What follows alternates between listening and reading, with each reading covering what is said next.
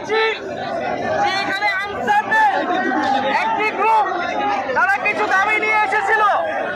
আমরা তাদের সাথে কয়েক দফা কথা বলেছি এবং তাদের যে মূল দাবি সেই দাবিগুলো কিন্তু মেনে নেওয়া হয়েছিল বেশিরভাগই।